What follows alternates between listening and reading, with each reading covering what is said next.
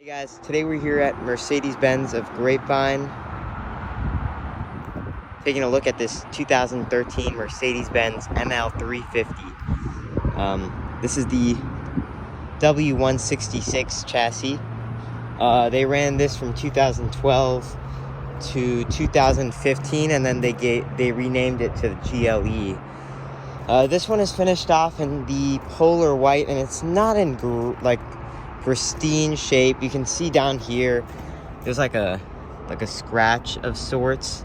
There's chips back here, there's a chip back here, there's a blemish here, but this car is for sale at the dealership. And again, this is a 2013,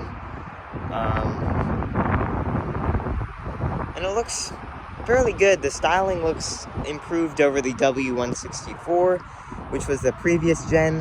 My mom actually owns a W164, a 2008 ML350. This is the 3.5 liter V6. Let's go ahead and get started. You can see you have your headlights here. I like the shape of these, the kind of oval shape. And then on the grille, you have your Mercedes badge with the chrome accents and the little indents as well on this kind of black plastic. You also have your fog lights down there, and then the mesh and the chrome as well. You do have your 19-inch rims. These are good looking rims. They don't look awesome or exciting. They look pretty good. You can see this one has the keyless entry, so if I put my hand here and have the key in my pocket, it will automatically unlock, and then just put your thumb in that little square indent to lock it.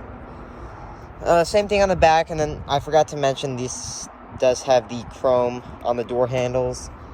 Then you have your nice LED wraparound tail lights, your ML350 badging, and this is a rear wheel drive car. Again, a very stunning rear end. You do have that trailer hitch receiver down there as well. And let's see, you don't get any exhaust pipes that are visible. You do get a nice chrome trim down there. And then again, just look at all the scratches. I mean, I don't know what happened to this car, but it's definitely been put through the ringer. You do have this chrome protective plate in case you're loading in stuff. We'll go ahead and open up the trunk, which is a power lift gate. So one touch and it'll go all the way up, and then just use this button to bring it back down. You can see they did vacuum it. They did a really good job of that. But you can open it up to see that full-size spare tire there. And then you do have little storage spaces here for your medical kit, your first aid kit. You also have a cargo cover, which can be attached there. So if you want a little more privacy, you can do that. You also have anchors back there. That's really nice. You do have a 12-volt outlet as well. And being a beige interior, and it probably doesn't capture on camera, but it just doesn't look like a black interior would look. It just kind of looks, just has like this off, dirty look to it. And that's basically with every beige interior, but still I feel like beige interiors are more lively than a black interior. You can pull this down using this, or you can use that button there, and then it will go down. And we'll get into the back seat. You can see this one does have the running boards that are rubber studded, which is nice.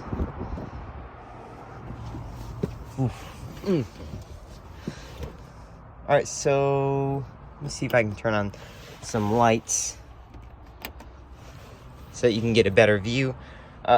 It's a fairly nice back seat. You do have the wood grain on here with your aluminum door handle, the dark brown leather here with the contrast stitching, and then the nice beige. I think this might actually be exclusive leather, which is good to see. The worst part about this back seat is how cheap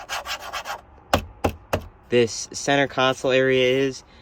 And I'm gonna point out a lot of creaking points of this car, and this is definitely one of them. This car, again, was built in Alabama, and I don't personally agree with that decision, but whatever.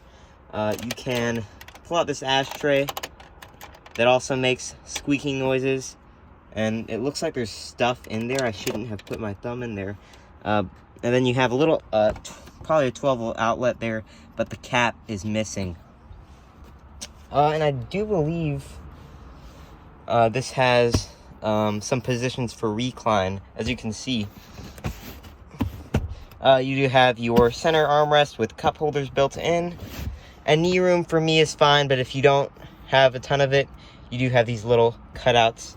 And then you have your little cargo net there. And that's basically it in the back seat here. We'll go ahead and head into the front. Let me turn these lights off. And yeah.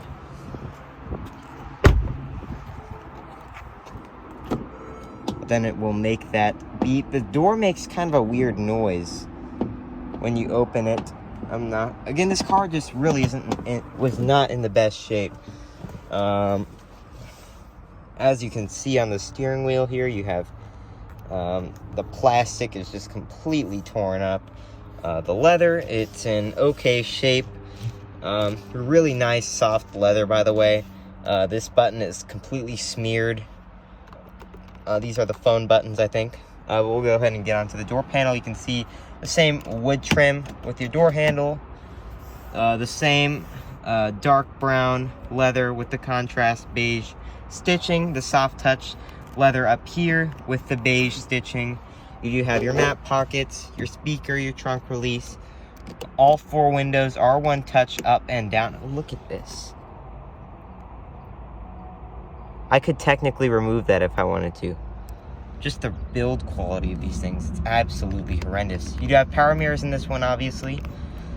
And then you have your lock and unlock with the power seat controls, as well as a power headrest, which is nice to see.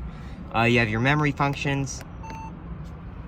This one has 86,873 miles.